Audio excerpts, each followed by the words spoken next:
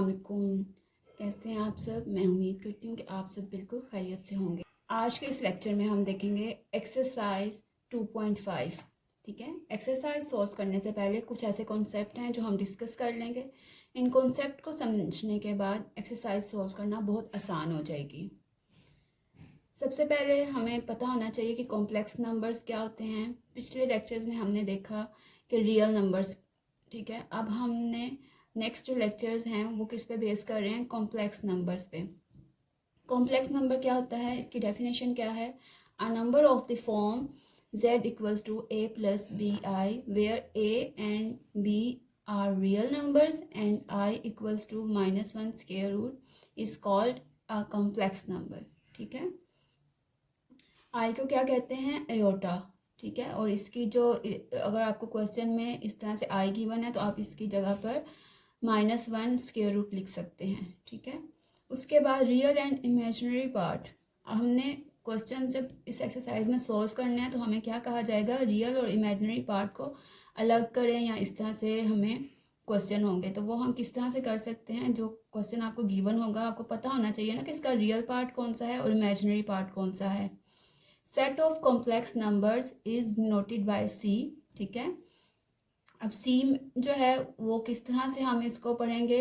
ठीक है, उसमें जो भी इंटीजर्स हैं, जो वैल्यूज गिवन होंगी z। ठीक है, that is z equals to a plus b iota, where a and b जो एलिमेंट हैं किसके? रियल नंबर के, और i जो है वो किसका होगा? Iota equals to -1। ठीक है, ये रियल नंबर होंगे और ये क्या होगा? इमेजिनरी पार्ट होगा। The number a is real part and b is imaginary part of the complex number। ठीक है, और इसको हम किस फॉर्म में लिखेंगे? a plus b aorta.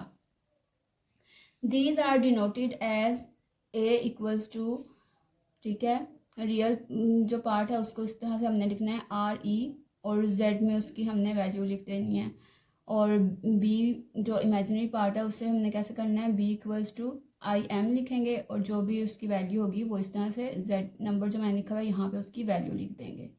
ठीक है, अब हम इस एक्सरसाइज को सॉल्व करके देख लेते हैं। क्वेश्चन नंबर 1 है, उसमें वो क्या कह रहा है? इवैल्यूएट करें। उसने हमें जो इसके पार्ट्स दिए हैं उसे अब हम 1 बाय 1 सॉल्व करके देख लेते हैं। ठीक है, नंबर 1 पे क्या है वैल्यू हमारे पास? एयोटा 7। इसमें एक चीज़ और आपको पता होना चाहिए कि अगर आपको जो है वो इवन में, यहाँ से ये जैसे पावर है ना, अगर ये इवन में गिवन होगी तो आपका आंसर जो है वो 1 आएगा। ठीक है, और अगर ये आपकी ओड में गिवन है तो आपने जो आंसर आपका आएगा वो -1 में आएगा। ठीक है, इसको आप नोट डाउन भी कर लें। ये देखें, एयोटा स्क्वायर जो है वो किसके इक्वल होगा? -1 के। ठीक है, फिर अगर आपके पास जो पावर है वो इवन में होगी तो आपका आंसर 1 होगा, और अगर पावर ओड में होगी तो आपका आंसर क्या होगा? -1। अब पहला क्वेश्चन है, एयोटा की पावर हमारे पास क्या है? 7। ठीक है, अब हम इसे सॉल्व करते हैं। ये देखें किस तरह से सॉल्व करना है। हमेशा अंदर इसको एयोटा स्क्वायर में रखना है। ठीक है, फिर अब हम इसे किससे मल्टीप्लाई करेंगे कि 7 आ जाए? 7 तो नहीं आ सकता, 3 2 ज़ार 6 आ जाएगा, और इसके साथ हम क्या लिख देंगे? एयोटा। ठीक है, क्योंकि पावर जब आपस में ऐड होंगी तो ये क्या बन जाएगा? 7 बन जाएगा। ठीक, उसके बाद एयोटा स्क्वायर की हमारे पास वैल्यू हमें क्या पता है क्या होती है? -1। ठीक है, बाहर वैसे ही 3 आ जाएगा, और यहाँ पे एयोटा। ठीक है, अब बाहर की जो पावर है वो क्या है? ओड में है, तो इसका आंसर क्या आ जाएगा? -1। ठीक है,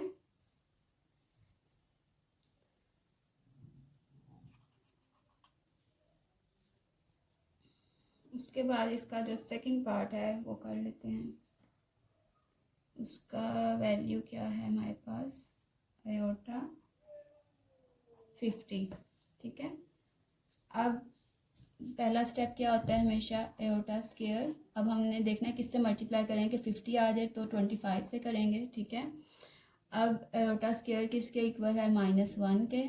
ठीक है, अब जब 25 के साथ हम इसको मल्टीप्लाई करेंगे तो हमें पता है कि ये 50 बन जाएगा। लेकिन अब हमने क्या देखना है कि ये जो है इवन है या ओड है। ठीक है, तो ये हमारे पास वैल्यू जो है वो ओड में गिवन है, तो एक और यानी कि इसका स्टेप हो सकता है, वो क्या करेंगे हम इसको अलहदा भी कर सकते हैं। जैसे यहाँ पे हमने पावर अलहदा की थी ना, उसके लिए हम क्या करेंगे, ये तो -1 आ गया यहाँ पे 24 लिख कर, ठीक है, एयोटा को इस तरह से, ठीक है। फिर ये पावर आपस में ऐड होंगी तो ये क्या बन जाएगा, अगेन 25 बन जाएगा, ठीक है। अभी हमारे पास जो पावर है वो क्या है, इवन में है, तो इसका आंसर क्या आ जाएगा 1 पॉजिटिव में, ठीक है। थर्ड पार्ट देख लेते हैं, उसमें क्या है, एयोटा 12, ठीक है। पहला स्टेप क्या होता है, एयोटा की स्क्वायर, ठीक है, इसको किससे मल्टीप्लाई करेंगे तो 12 बनेगा 6 से, 6 2 6 12, ठीक है। उसके बाद एयोटा स्क्वायर की क्या वैल्यू है, -1, 6 वैसे ही आ जाएगा, अभी इवन है तो इसका आंसर क्या आ जाएगा 1, ठीक है। अब इसका फोर्थ पार्ट देख लेते हैं, उसमें क्या कह रहे हैं, -8।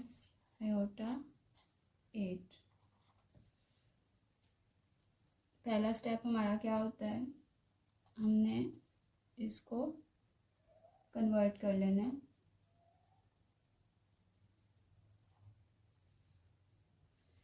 माइनस एयोटा किसके इक्वल हो जाएगा, सॉरी ये इक्वल हो जाएगा 1 के, ठीक है। और इसका हम करेंगे स्क्वायर, 4 2 8, ठीक हो गया। फिर अब ये -1 किसके इक्वल होता है, जैसे हम एयोटा स्क्वायर को हम लिख सकते हैं ना, इस तरह हम इसको भी वो कर सकते हैं। -1 का स्क्वायर गिवन है तो हम क्या लिख सकते हैं इसकी जगह, एयोटा, ठीक है। और यहाँ पे क्या आ जाएगा, ये वाला 4। अब ये पावर हमारी इवन में है तो ये आंसर आ जाएगा 1। नेक्स्ट पार्ट में वैल्यू क्या गिवन है हमारे पास, -8/5। अब पावर हमारे पास जो है वो क्या है, ओड में गिवन है, तो हम क्या करेंगे, -8/4 और एयोटा, ये पावर आपस में ऐड होंगी तो ये 5 बन जाएगा, ठीक है। अब नेक्स्ट स्टेप में हम इसे क्या कर सकते हैं, एयोटा की स्क्वायर का स्क्वायर, ठीक है। और यहाँ पे ये इस तरह ही आ जाएगा एयोटा, सॉरी माइनस इसके साथ ही आ रहा है। उसके बाद अब ये स्क्वायर है बाय, इसको हम लिख सकते हैं -1, ठीक है।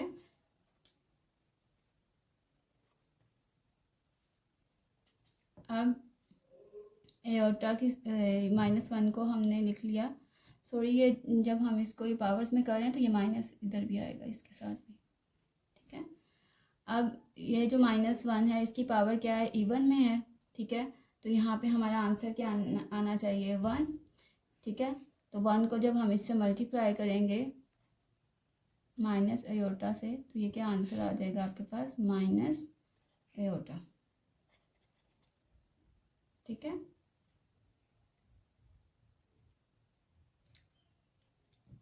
नेक्स्ट इसका पार्ट है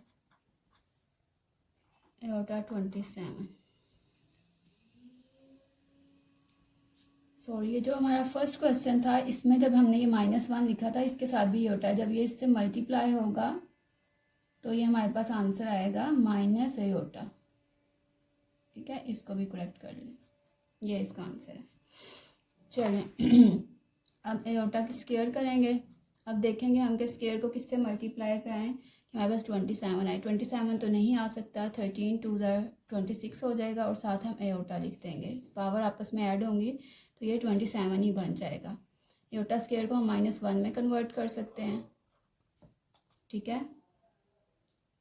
अब ये एयोटा वैसे ही आ जाएगा और जब इसको हम आपस में ये अब हमारे पास जो पावर है वो क्या है, ओड में है, तो ये हमारे पास क्या आंसर आ जाएगा, -1, ठीक है। ये हमारा क्वेश्चन नंबर 1 जो है एक्सरसाइज 2.5 का कंप्लीट सॉल्व हो गया है। इसमें सिर्फ एक ही चीज़ आपने ध्यान रखनी है कि जो आपको क्वेश्चन गिवन होगा आपने उसकी पावर देख लेनी है। अगर वो इवन में पावर है तो उसका आंसर पॉजिटिव में आएगा, अगर वो पावर ओड में है तो उसका आंसर जो है वो -1 आएगा, ठीक है। और फर्स्ट स्टेप में आपने हर क्वेश्चन में अयोटा स्क्वायर में उसे कन्वर्ट करना है और अयोटा स्क्वायर की क्या वैल्यू है -1। ठीक है, अब हम इसका क्वेश्चन नंबर 2 सॉल्व करेंगे। Question number 2, right the conjugate of the following number.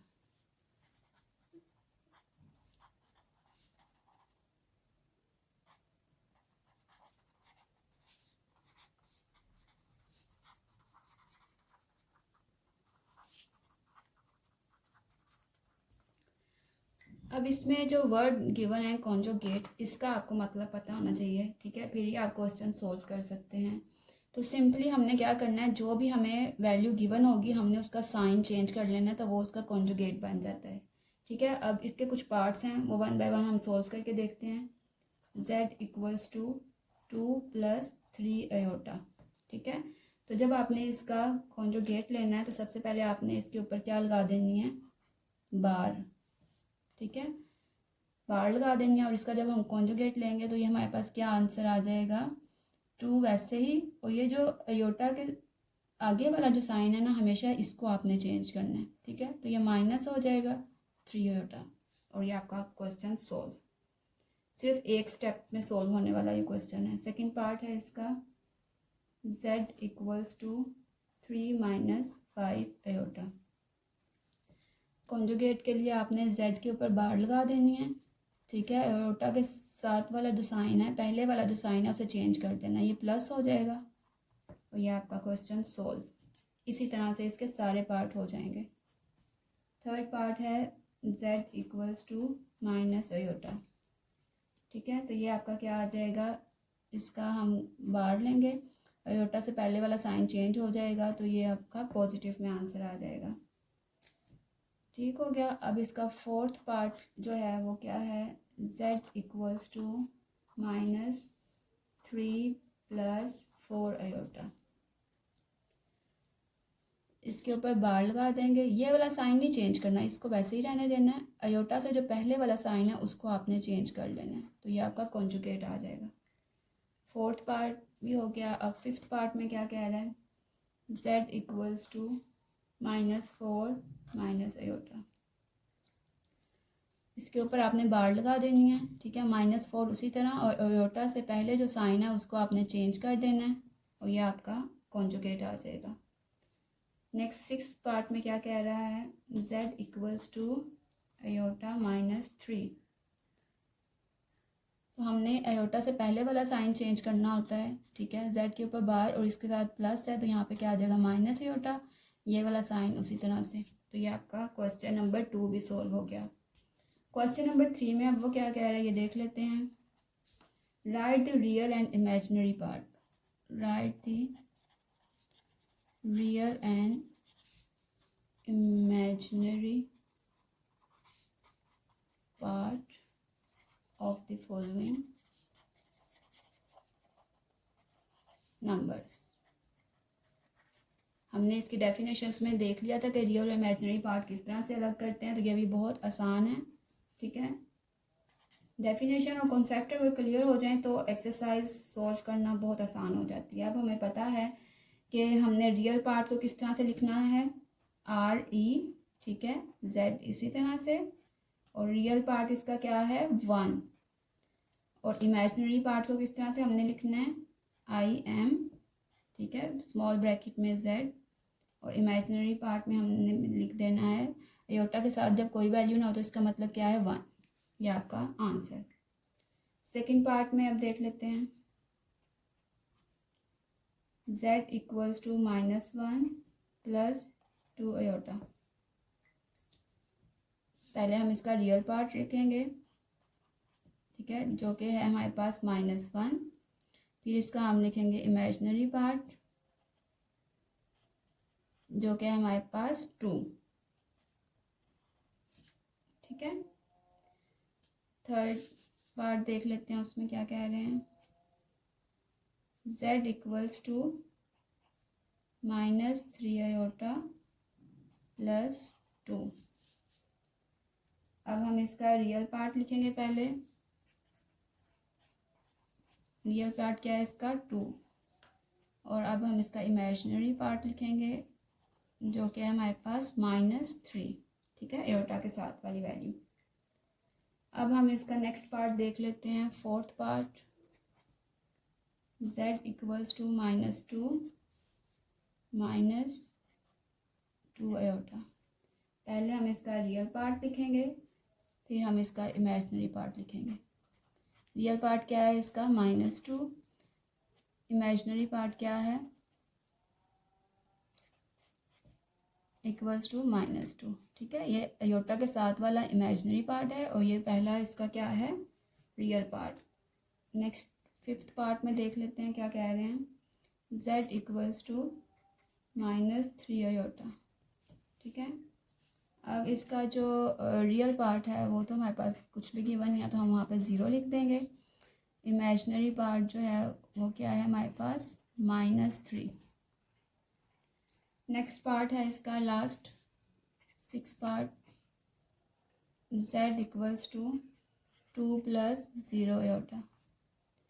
इसमें भी हम रियल और इमेजिनरी को अलग कर लेंगे। रियल पार्ट में क्या आ जाएगी वैल्यू हमारे पास 2 और इमेजिनरी पार्ट में क्या आ जाएगी हमारे पास वैल्यू 0, ठीक है। तो ये हमारा क्वेश्चन नंबर 3 भी सॉल्व हो गया।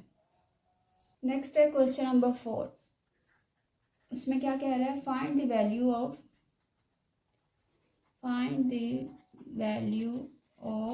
x and y if x जो है वो इक्वल है x plus aorta y plus 1 equal है 4 - 3 एयोटा, ठीक है।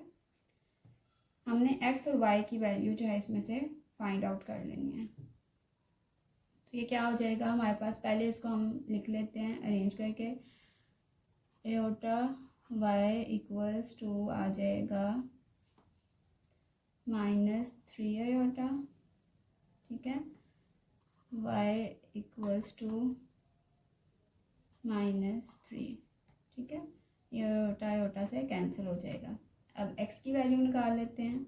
x क्या है हमारे पास, x प्लस 1 इक्वल्स टू 4, ठीक है। तो ये 1 वहाँ जाके क्या हो जाएगा माइनस हो जाएगा, तो ये आ जाएगा 3। x की वैल्यू आ गई हमारे पास 3 और y की भी वैल्यू आ गई -3। तो ये हमारा क्वेश्चन हो गया सॉल्व, ठीक है। इसको किस तरह से हमने सॉल्व किया, एयोटा की जो वैल्यू है उसको ये एयोटा वाली वैल्यू के साथ और x प्लस 1 को हमने इसके इक्वल रख के इसको सॉल्व कर लिया। आज की एक्सरसाइज 2.5 कंप्लीट सॉल्व करके देखी है, ठीक है। मैं उम्मीद करती हूँ कि आज का लेक्चर आपको अच्छे से समझ आ गया होगा।